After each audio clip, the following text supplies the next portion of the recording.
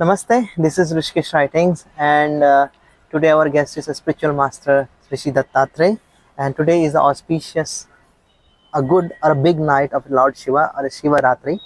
And on this auspicious days, we are with the Rishi Dattatreya, and we know about what is the Shiva Ratri and what is the meaning of a mantra, and how it works in our daily life, and to know the secret of mantra in sadhana or meditation practices. आज हम ऋषि दत्तात्रेय जी के साथ हैं जो spiritual teacher हैं और ऋषिकेश उनका एक आध्यात्मिक और मेडिटेशन ध्यान स्थान है। और आज हम बात करेंगे मंत्र के बारे में। शिवरात्रि भी है जिसको हम महाशिवरात्रि बोलते हैं, जो लॉर्ड शिव भगवान शिव को डेडिकेटेड है। नमस्ते दत्तात्रेय जी। तो जैसा कि आज हमें पता है कि महाशिवरात्रि है और भगवान शिव की रात्रि है, तो मैं इसके पौराणिक रेफरेंस पे नहीं जाऊंगा।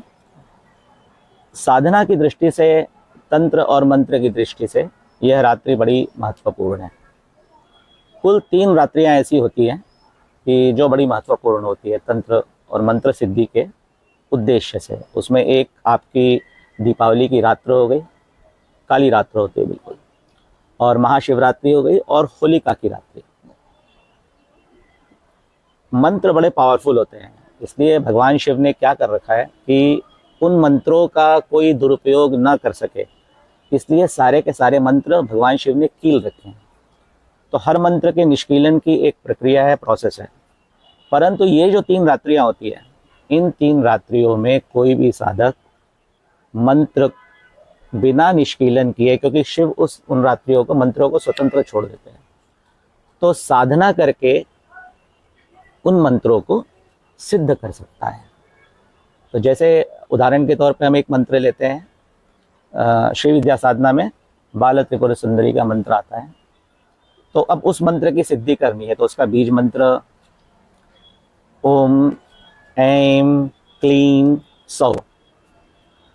तो ऐम जो है वो गॉडेस सरस्वती के लिए आज्ञा चक्र पे है, और क्लीन जो है वो सहस्रार पे है, माँ दुर्गा, गॉडेस दुर्गा एंड काली, और 100 हार्ट चक्र के पास है, और वो गॉडेस लक्ष्मी के लिए।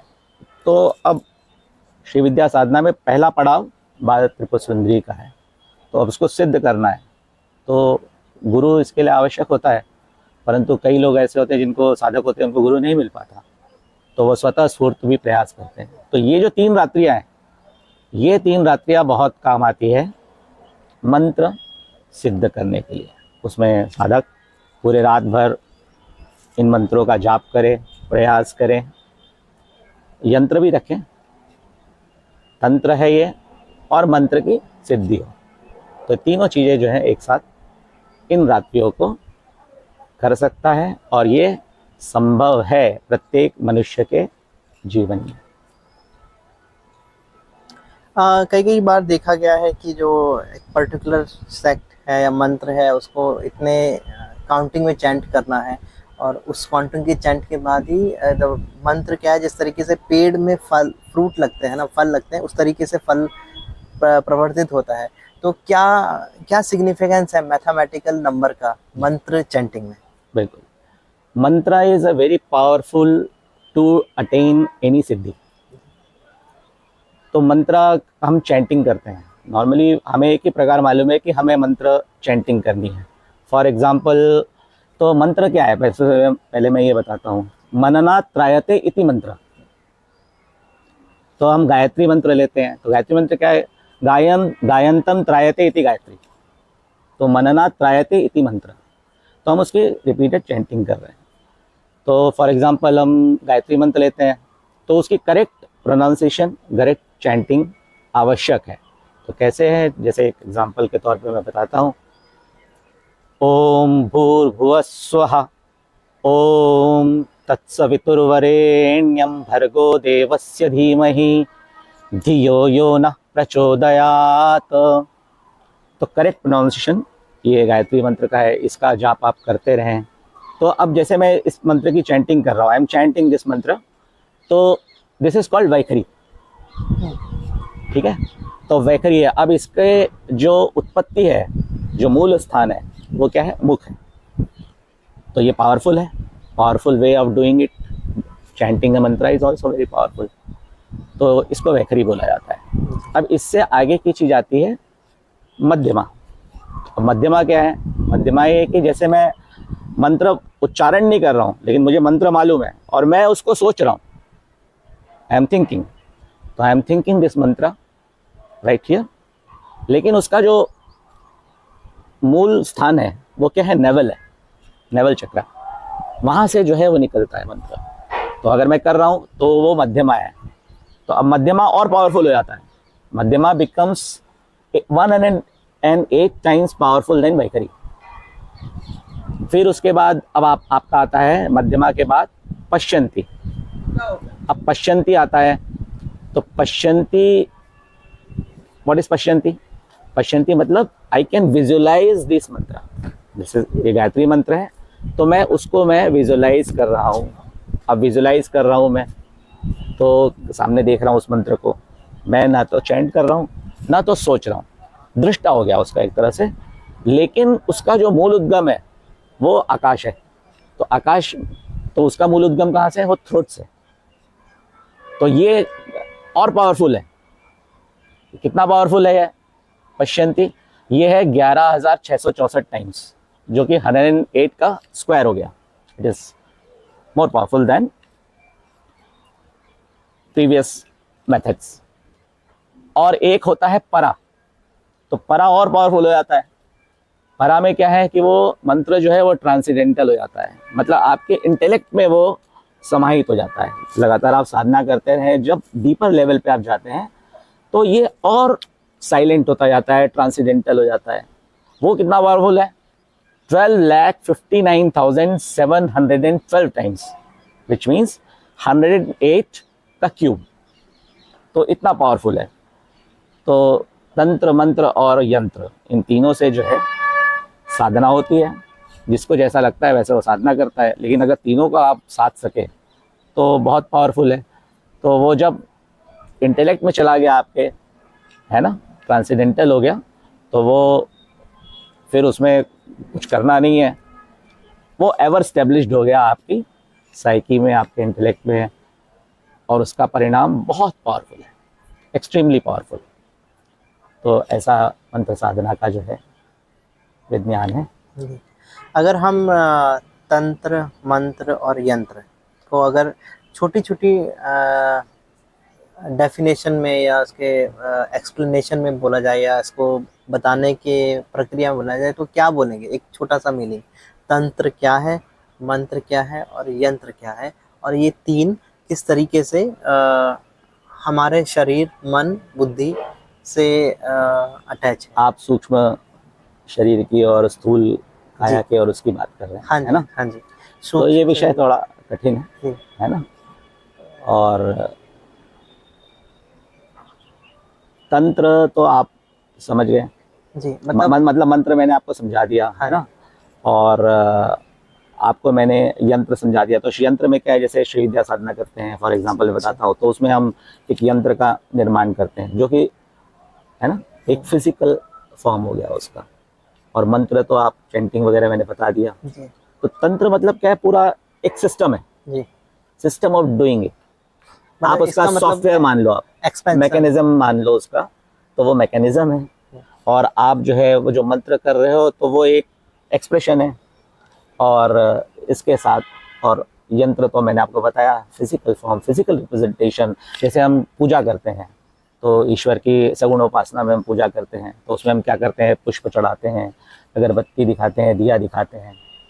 तो एक ये एक यांत्रिक प्रक्रिया हो गई। तो ये तीनों चीज़ें जो है हमारे आध्यात्मिक क्षेत्र में आध्यात्मिक उन्नति के लिए जो है प्रभावशाली है। अब इसमें एक चीज़ और भी आती है कि आपका प्रश्न मतलब है, और वो मुझे पता चल रहा है कि भाई ऐसे बहुत सारे साधक हैं कि जो करेक्ट प्रोनाउंसिएशन नहीं जानते। मेरा अपना व्यक्तिगत मानना है कि जो मंत्रा चैंटिंग है वो हमेशा जो है वो वैदिक फॉर्म में होनी चाहिए। जो जैसे कृष्णा यजुर्वेद का मैंने आपको गायत्री मंत्र बताया, जी। तो करेक्ट अगर आप प्रोनाउंसिएशन उसका नहीं कर सकते, पर्टिकुलरली दो मंत्र बहुत पावरफुल है। हम्म, एक तो आपका महामृत्युंजय हो गया और गायत्री मंत्र हो गया, इनके साथ जो है वो प्ले नहीं करना चाहिए, हम्म, इनको बिल्कुल करेक्ट फॉर्म में गाना चाहिए, और बाकी सारे मंत्र जो है करेक्ट फॉर्म में गाने चाहिए, उससे मैक्सिमम बेनिफिट मिलता है। जी। हाँ। एक अभी जैसे हरे कृष्ण में जब हम जाते हैं तो जैसा कि आजकल मैंने देखा है या सुना है, तो उसमें जैसे वो हरे रामा हरे कृष्णा कृष्णा कृष्णा हरे हरे, हाँ। ये एक मंत्र बोलते हैं। और जब हम अगर हम आपने बोला कि वैदिक वे में पढ़िए उसको, या उसको उसको चैंट कीजिए, उसको उसको गाइए उस राग में, उस स्वर में, तो वो इस तरीके का हुआ कि हरे राम हरे कृष्ण। तो जब हम ये राम को रामा लगा देते हैं और कृष्ण को कृष्णा हो गया, तो क्या जब हम इसको वर्बली बोलेंगे, अपना वाच में लाएंगे और इसको गाएंगे या जो भी हम करेंगे इसमें, तो क्या ह्यूमन के मतलब इंसान के शरीर में उसका क्या प्रभाव होगा? रामा बोलने से और राम बोलने से क्या प्रभाव होना चाहिए? तो पहले तो आप ये समझिए कि दोनों चीज़ों में क्या फ़र्क है। जी। जैसे मंत्र है तो ओम नमः शिवाय इज अ मंत्र, जी। ओम नमो नारायणाय इसी मंत्र, ओम नमो भगवते वासुदेवाय इट इज़ अ मंत्र। और जैसे आपने बताया कि हरे राम हरे कृष्णा, तो ये नाम जप है। हाँ। तो ये हम अब चूंकि मनुष्य जैसे कलयुग है, तो मनुष्य की बुद्धि इतनी क्षीण होते जा रही है, तो उसको आप मंत्र बताओगे तो पहले तो वो शुरू ही नहीं कर पाएगा, और बेचारा अगर करेगा भी तो वो चूंकि उसका बैकग्राउंड नहीं है तो वो उसका पाठ भी कैसे करेगा। अब मन में तीव्र इच्छा होगी तब सीखेगा भी, और पाठ किसी गुरु के पास जाएगा, सीखेगा, पाठ करेगा, और सीख लिया तब भी नहीं आ रहा है। तो ऐसे लोगों के लिए पुराने संत जो महर्षि लोग हो गए, उन्होंने कहा है कि भाई आप नाम जप करो। तो नाम जप करने से भी जो है ईश्वर की प्राप्ति होती है, सिद्धि होती है कि नहीं। तो वो जो अपने पुराणों में भी कहा गया है और अपने शास्त्र में भी कहा गया है। तो नाम जप हमने कैसे करना है, तो हम लोग राम राम राम राम राम जपते हैं या कृष्ण कृष्ण कृष्ण जपते हैं। That is not way of doing it. जो रिकमेंडेड वो है वो 2.5 अक्षर का है, जो आप प्रश्न पूछने वाले थे मुझसे, वो 2.5 अक्षर का है। तो आपने राम कैसे प्रोनाउंसिएट करना है? रामः, रामा नहीं, रामा, जैसे योग का योगा कर दिया है। हाँ। योग मतलब योग, तो रामा नहीं, रामः कृष्णः शिवः। तो ये एक मैंने आपको छोटा सा बताया मंत्र के बारे में, और आशा है कि और अगर तंत्र कोई प्रैक्टिस कर रहा है और वो हो सकता है बाय मिस्टेक गलत प्रोनाउंस हो गया, तो क्या क्या क्या मतलब गलत प्रभाव है, क्या सही प्रभाव उसकी बॉडी में होता है? क्या उसका एक एग्जांपल हमें बताइए कि अगर गलत तंत्र का कोई भी मंत्र अगर किसी ने रिसाइट किया, तो क्या वो उसकी फिजिकल बॉडी या मेंटल बॉडी में कोई प्रभाव पड़ता है? हाँ। नहीं, देखिए क्या है कि हम जब तंत्र की बात कर रहे हैं ना, तो आप उसको तांत्रिक प्रैक्टिस से रिलेट मत कीजिए। ओके, तो तांत्रिक प्रैक्टिस अलग वो है? बिल्कुल एब्सोल्युटली अलग है वो, और तांत्रिक प्रैक्टिस अलग चीज है और तंत्र एक अलग चीज है। तंत्र साइंस की बात कर रहे हैं, है ना। और दूसरा आपने कहा कि करेक्ट प्रोनाउंसिएट नहीं करे तो उसका क्या ड्रॉबैक्स होते हैं। तो ड्रॉबैक्स तो व्यक्ति और व्यक्ति पे जो है निर्भर करता है कि उसका साइकी कितनी मजबूत है, कितना वो उसको सहन कर पाता है। लेकिन अगर आप मंत्र प्रॉपर प्रोनाउंसिएट नहीं कर रहे या इंचैंट नहीं कर रहे, इंचैंटिंग उसकी नहीं कर रहे हैं, तो उसका लाभ नहीं होगा। मैं अपने अनुभव के आधार पर ये कह सकता हूँ। बहुत सारे लोग होते हैं जो साधना के पथ पे चलते हैं और कहते हैं यार कुछ हो ही नहीं रहा है, कोई फायदा ही नहीं हो रहा है मुझे। फायदा होगा कहाँ से अगर process is not correct. Suppose आपने जो है पनीर बनाना है, दूध आपके पास बहुत अच्छा है, आपके पास विनेगर या नींबू भी बहुत अच्छा है, लेकिन पनीर हार्ड बन गया, सॉफ्ट नहीं बना, बिकॉज यू डोंट नो कि भाई आपको ये मालूम नहीं है कि पनीर आपने जो फाड़ा उसको दूध को फिर उसके बाद तुरंत कोल्ड वाटर में उसको रिंस करके उसका पानी सारा निकाल लेना है, तो वो सॉफ्ट बनता है। उसका एक अलग प्रोसेस है, थोड़ी मलाई मिला दो। तो ये सब चीज़ें एक मैंने अनुभव उदाहरण के तौर पे बताया। तो हर चीज़ का एक प्रोसेस है।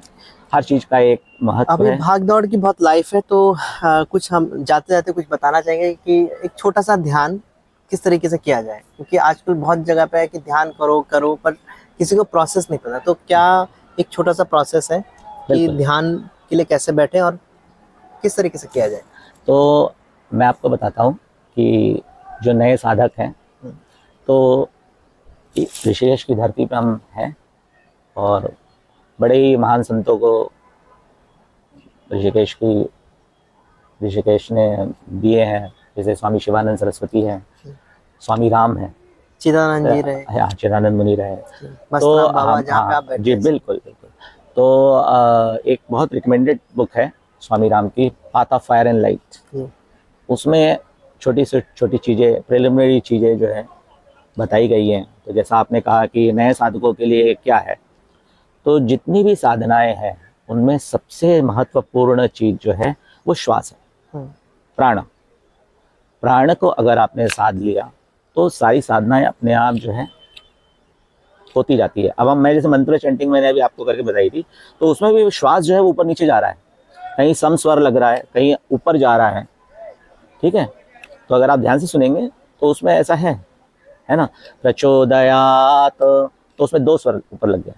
ठीक है, तो सम स्वर आ गया, और लोअर स्वर लगाना है तो वो नीचे चला गया। तो वो जो अल्टीमेटली क्या है, मंत्र भी जो है श्वास को जो है रेगुलेट कर रहा है। तो जो नए साधक हैं, जो चाहते हैं, तो वो मैंने एक आपको पुस्तक बताई, path of fire and light, 2 part है उसके, उसको भी आप पढ़ सकते हैं। शिवानंद सरस्वती की मेडिटेशन पे काफ़ी पुस्तकें हैं, उसको आप पढ़ सकते हैं, या जो भी गुरु आपको बताता है। लेकिन अल्टीमेटली जो फोकस है वो आपको क्या करना है कि अपने श्वास पे ध्यान देना है। तो ध्यान करने के लिए आप 5 मिनट बैठें, सुबह बैठें, 2 मिनट बैठें, 1 मिनट बैठें, लेकिन रोज बैठें। डेली डेली पठन और डेली ध्यान करना आवश्यक है। और उसमें कुछ नहीं करना है, आप टिप ऑफ द नोज पे अपने श्वास को सिर्फ ऑब्जर्व कीजिए कि this is going in, going out. आपको लगेगा बहुत साधारण बात बता रहा हूँ मैं, लेकिन ये ही सोर्स है। जो मैंने अभी आपको सोर्स की बात करी ना, नेवल, हर्ट, ट्रांसेंडेंटल, बड़ी बड़ी बातें करी, लेकिन यही सोर्स है। अगर आपने इस श्वास को और प्राण को सिद्ध कर लिया तो फिर आप देखिएगा कि आगे जर्नी कैसे भागती है। धन्यवाद आपके समय के लिए। नमस्ते। नमस्कार।